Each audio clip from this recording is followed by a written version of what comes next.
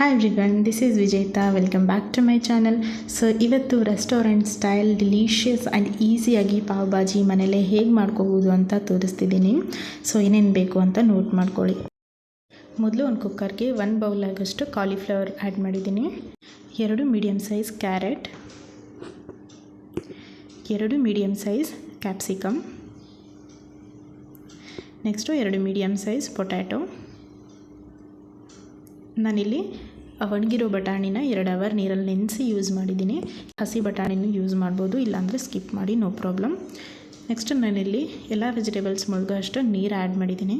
ಅದಕ್ಕೆ ರುಚಿಗೆ ತಕ್ಕಷ್ಟು ಉಪ್ಪು, ಇಷ್ಟನ್ನು ಹಾಕಿ ಲಿಡ್ ಕ್ಲೋಸ್ ಮಾಡಿ 3 to 4 ವಿಸಿಲ್ ಆಗೋ ಹಾಗೆ ಕುಕ್ ಮಾಡ್ಕೋಬೇಕು.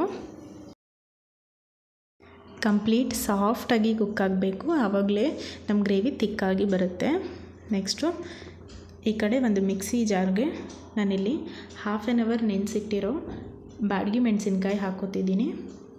ಇದು ಜಸ್ಟ್ ಕಲರ್ ಪರ್ಪಸ್ ಅಷ್ಟೇ, ಇದು ಯಾವುದೇ ರೀತಿ ಸ್ಪೈಸಿ ಇರೋಲ್ಲ.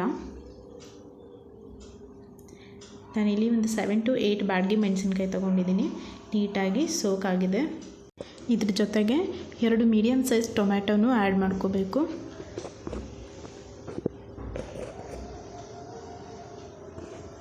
ಇದಕ್ಕೆ ಸ್ವಲ್ಪ ನೀರು ಹಾಕಿ ಸ್ಮೂತಾಗಿ ಪೇಸ್ಟ್ ಮಾಡ್ಕೋಬೇಕು. ನಾನಿಲ್ಲಿ ಮೆಣಸಿನ್ಕಾಯಿ ನೆನೆಸಿರೋ ನೀರನ್ನು ಆ್ಯಡ್ ಮಾಡಿದ್ದೀನಿ.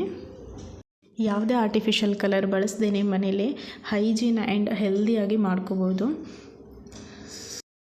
1/2 ಅವರ್ ಟೈಮ್ ಸ್ಪೆಂಡ್ ಮಾಡಿದರೆ ಆಯಿತು, ಡಿಲಿಷಿಯಸ್ ಆಗಿರೋ ಪಾವ್ ಭಾಜಿ ರೆಡಿ ಆಗುತ್ತೆ. ಸೊ ಯಾರಾದರೂ ಡಯಟ್ ಮಾಡೋರಿದ್ದರೆ, ಜಿಮ್ ಮಾಡೋರಿದ್ದರೆ ಸೊ ಇದೇ ಥರ ಪ್ರೊಸೆಸ್ನ ಫಾಲೋ ಮಾಡಿ ಮಾಡ್ಕೊಳ್ಳಿ. ಆದರೆ ಬಟರ್ ಆಯಿಲ್ನ ಕಡಿಮೆ ಹಾಕಿದರೆ ಅಷ್ಟೇ, ಸಿಂಪಲಾಗಿ ಅವರು ಕೂಡ ಮನೇಲಿ ಮಾಡ್ಕೋಬೋದು. ಸೊ ನೋಡಿದ್ರೆ ಎಷ್ಟು ಬ್ರೈಟ್ ರೆಡ್ ಆಗಿ ನಮ್ಮದಿಲ್ಲಿ ಟೊಮೆಟೊ ಪ್ಯೂರಿ ರೆಡಿ ಆಯಿತು.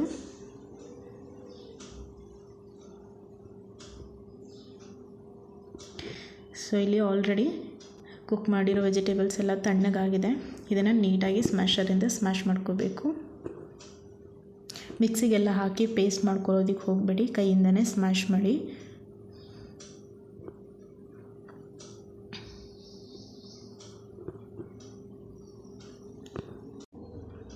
ನೆಕ್ಸ್ಟು ಒಂದು ಪ್ಯಾನ್ಗೆ 1 ಕ್ಯೂಬ್ ಆಗೋಷ್ಟು ಬಟರ್ ಆ್ಯಡ್ ಮಾಡಿದ್ದೀನಿ. ಅದ್ರ ಜೊತೆಗೆ 3 ಟೇಬಲ್ ಸ್ಪೂನ್ ಆಗೋಷ್ಟು ಆಯಿಲ್ ಆ್ಯಡ್ ಮಾಡಿ.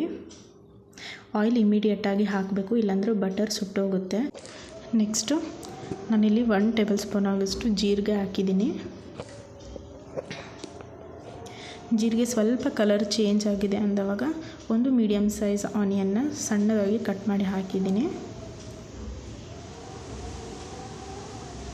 ಇದನ್ನು ನೀಟಾಗಿ ಒಂದು 30 to 35 ಸೆಕೆಂಡ್ಸ್ ಗೋಲ್ಡನ್ ಬ್ರೌನ್ ಆಗೋ ತನಕ ಫ್ರೈ ಮಾಡ್ಕೋಬೇಕು.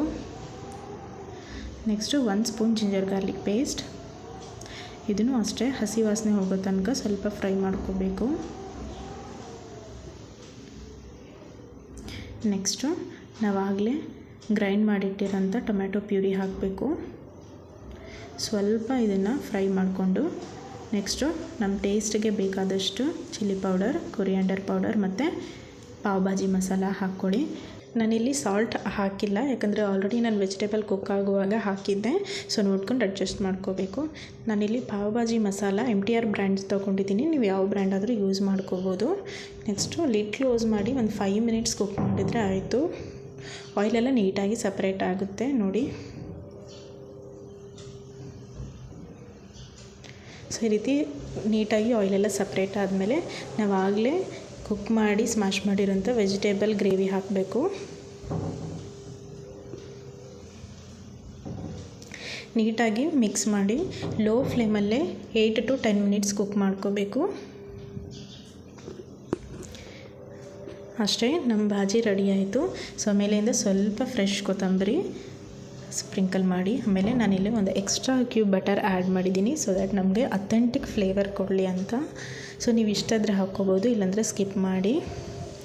ನೆಕ್ಸ್ಟು ಒಂದು ಅರ್ಧ ಹೋಳು ನಿಂಬೆಹಣ್ಣು ಸ್ಕ್ವೀಸ್ ಮಾಡಿ ಹಾಕ್ಕೋಬೇಕು. ಇದರಿಂದ ಟೇಸ್ಟ್ ಎನ್ಹ್ಯಾನ್ಸ್ ಆಗುತ್ತೆ, ಸೊ ಕಂಪಲ್ಸರಿ ಹಾಕ್ಕೊಳ್ಳಿ. ನೆಕ್ಸ್ಟು ಲಿಡ್ ಕ್ಲೋಸ್ ಮಾಡಿ ಫ್ಲೇಮ್ ಆಫ್ ಮಾಡಿಬಿಡಿ. ಅಷ್ಟೇ, ನಮ್ಮ ಭಾಜಿ ರೆಡಿ ಆಯಿತು. ನೆಕ್ಸ್ಟು ನಾನಿಲ್ಲಿ ಬೇಕ್ರಿ ಪಾವ್ ತೊಗೊಂಡಿದ್ದೀನಿ. ಇದನ್ನು ಮಿಡ್ಲಲ್ಲಿ ನೀಟಾಗಿ ಈ ರೀತಿ ಕಟ್ ಮಾಡ್ಕೋಬೇಕು. ಅಪ್ಕಮಿಂಗ್ ವೀಡಿಯೋಸ್ನಲ್ಲಿ ನಾನು ಪಾವ್ ಅಥವಾ ಬ್ರೆಡ್ ಅಥವಾ ಬನ್ ವೀಡಿಯೋವನ್ನು ಕೂಡ ನಾನು ಅಪ್ಲೋಡ್ ಮಾಡ್ತೀನಿ.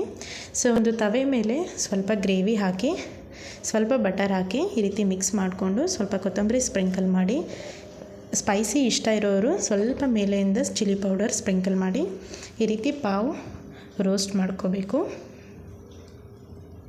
ನೀಟಾಗಿ ಎರಡು ಕಡೆನೂ ರೋಸ್ಟ್ ಮಾಡ್ಕೊಳ್ಳಿ, ಸೊ ದ್ಯಾಟ್ ಮಸಾಲ ನೀಟಾಗಿ ಕೋಟ್ ಆಗುತ್ತೆ. ಇಲ್ಲಾಂದರೆ ಪಾವ್ದು ನಮಗೆ ಸ್ವೀಟ್ನೆಸ್ ಟೇಸ್ಟ್ ಕೊಡುತ್ತೆ.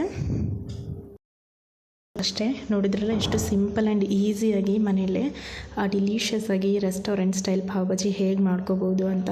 ಹಾಫ್ ಆನ್ ಅವರ್ ಸ್ಪೆಂಡ್ ಮಾಡಿದರೆ ಆಯಿತು. ಹೈಜೀನ್ ಆ್ಯಂಡ್ ಫ್ರೆಶ್ ಆಗಿರುವಂಥ ಪಾವ್ ಭಾಜಿ ಮನೆಯಲ್ಲೇ ಮಾಡ್ಕೋಬೋದು. ಸೊ ವಿಡಿಯೋ ಇಷ್ಟ ಆದರೆ ಲೈಕ್ ಮಾಡಿ, ಶೇರ್ ಮಾಡಿ, ಸಬ್ಸ್ಕ್ರೈಬ್ ಮಾಡಿ. Thank you.